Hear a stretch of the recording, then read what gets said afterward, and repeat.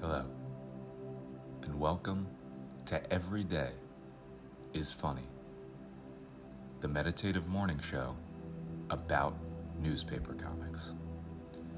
It's episode 60 today. It's a biggie. We made it. All the goddamn doubters. And for episode 60, I wanted to have someone else decide the topic.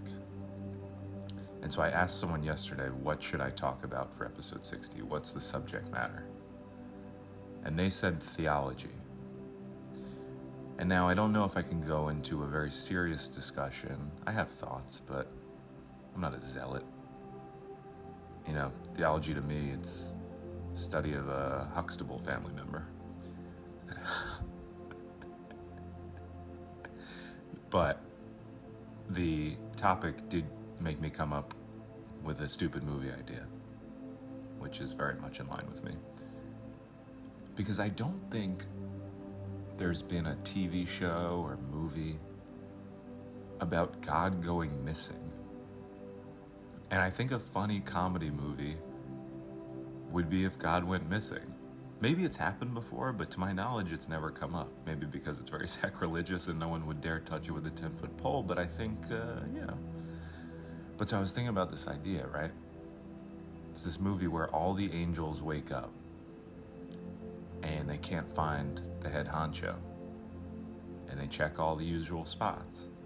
They go to his ant farm where he practices on ants what he'll then go and do to humans.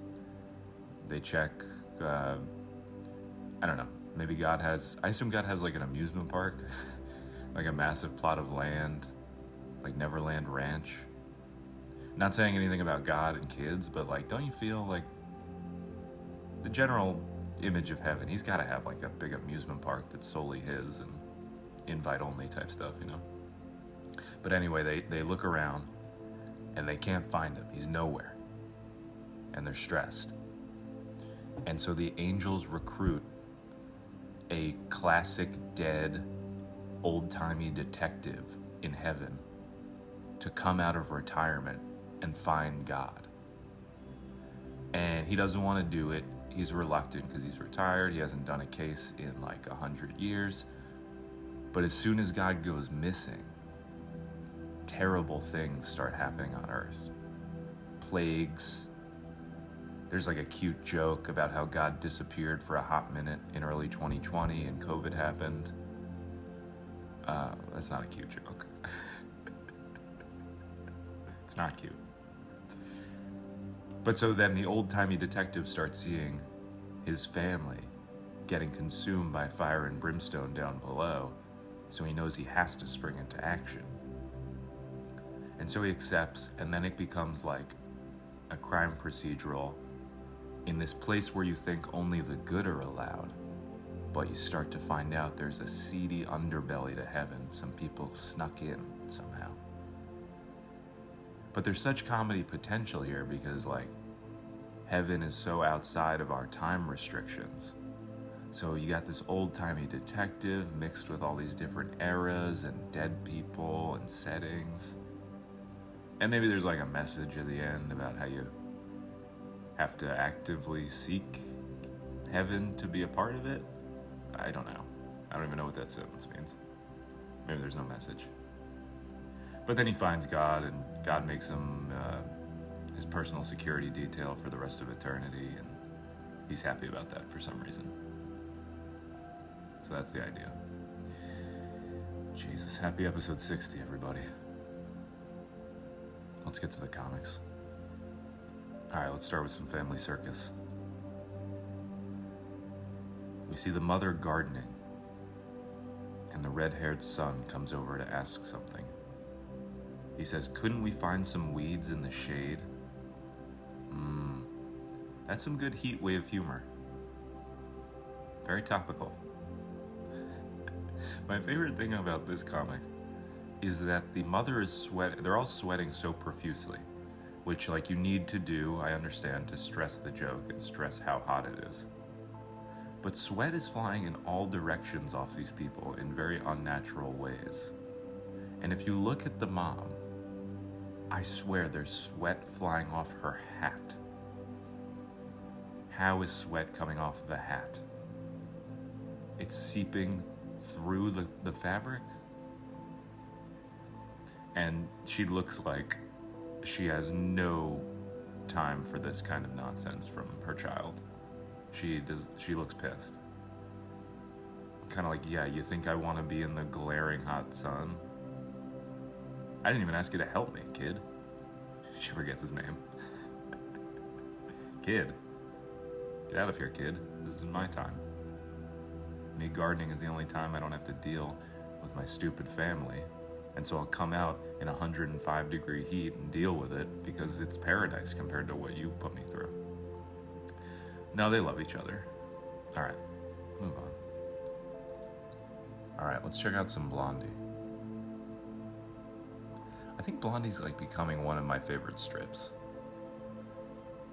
It's very silly, and I like the relationship between Blondie and Dagwood because it makes no sense to me.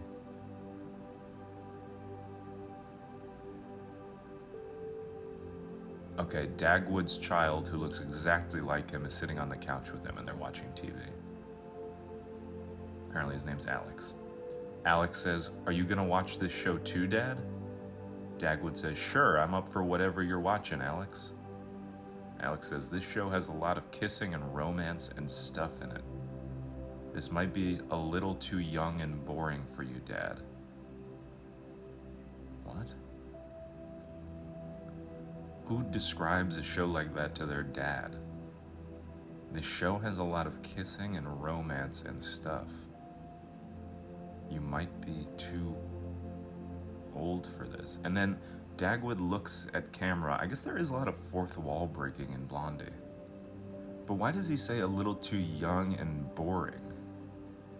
Wouldn't it be a little too exciting and too fast-paced for Dagwood? This might be a little too young and boring. I don't understand what he means by young and boring.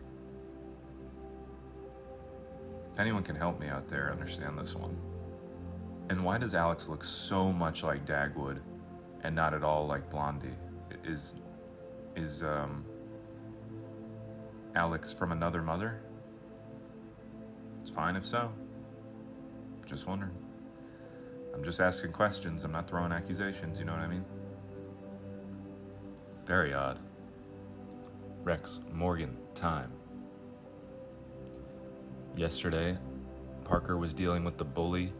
Parker got clocked in the side of the head. It was a very hard punch, and I don't know how they're coming back from it. Let's see. Okay, we're in the classroom. We've moved away from the bully situation for the moment. We're back with Corey in the classroom. Corey's friend says Parker should have been back by now. Corey says, "I'll go check on them." Then Corey arrives to...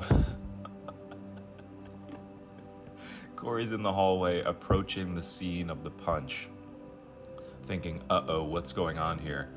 And we see two children looking like they are staring at a massacre. Like, one girl looks like she's praying. The other kid looks like he's about to throw up. I didn't think in the past that we were going to see Parker die, like it would go that extreme. But the faces on these children have me really worried about tomorrow. Like, what is gonna happen? Grim vibes. Also, Corey's approaching it very weirdly. He's like kind of like tiptoeing forward. Take a look at this. The way he's walking is very bizarre. Also bizarre is the poster in the hallway behind the children that I suppose the author didn't feel the need to properly fill in or illustrate because it's just a bunch of squiggly lines. Like, you could have drawn anything, like just dance next week. Just write dance next week on a poster. But he put just several bars of squiggly lines to varying degrees of thickness that symbolize nothing, read as nothing. Could be a student's very abstract artwork, but I would imagine that would get taken down in a hot minute when the students object. that they have no artistic ability. Anyway, I hope Parker's not dead. Let me think of what to comment. Okay, simple comment. Kind of mean. But yesterday we saw the bully snap Parker's glasses. Or 2 days ago. Every day's a blur. Every day's funny.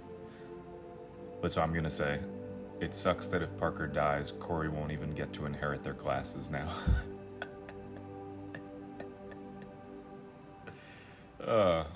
Parker has nothing.